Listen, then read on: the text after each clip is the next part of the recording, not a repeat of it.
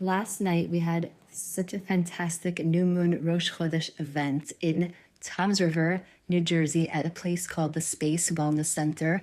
And it was fantastic. I want to share with you some of the messages that I gave over that I think resonated very, very deeply so that we can harness the energy of this month, particularly Tammuz, because Tammuz is such a heavy energy. If we don't use it right, it can really crush us and weigh us down.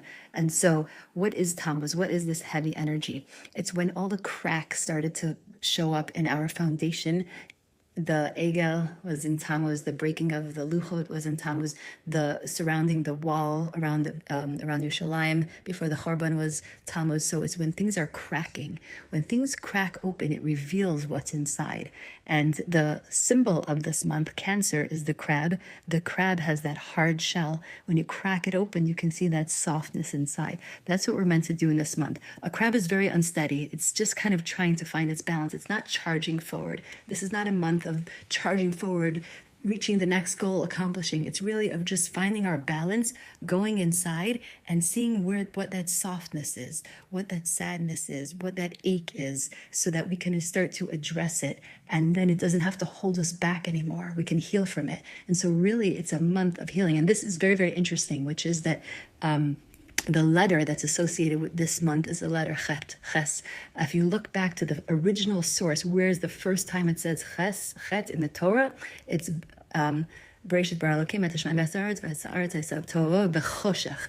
Choshech, Ches, right? So it's a month of darkness. But at the same time, the body part that's associated with this month is the eyes, which is the light. That's where the light comes in, through the eyes. And so there's this darkness, but there's this light also. So when we go into the darkness, when we go into that soft, tender, dark space, that's when we can reveal the light. And so that's why when we in the Yemot HaMashiach, which is hopefully now soon, all the fast days of Tammuz are going to turn into days of celebration and of joy.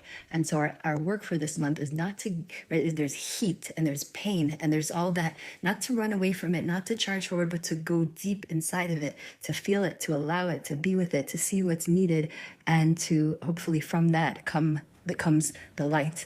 The other idea, second idea, for those of you that are still listening, is the idea is that there's two eyes. We can think of it like this. One eye is our instinctive way of looking at things, like automatically, like, oh, she doesn't like me, da da da, my story, right? Like my automatic response, my trauma response, the story I attach to things, my reactive eye. That's one eye. But we have two eyes, and that's why, because we're supposed to we're not supposed to get stuck in our trauma response or in our reaction or in our old way of seeing or viewing things.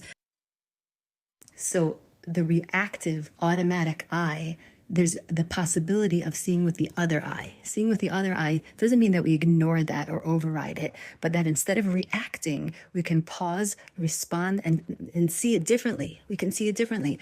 Maybe I don't have to get stuck with this story. Maybe I don't have to have the perspective that I had when I was 7 years old. Maybe I don't have to have the belief systems that were given to me or passed down to me from when I was 3 or 4. Maybe I don't have to get stuck on that story that happened, right? Maybe I can see with the wise eye, the eye that's the self-energy eye.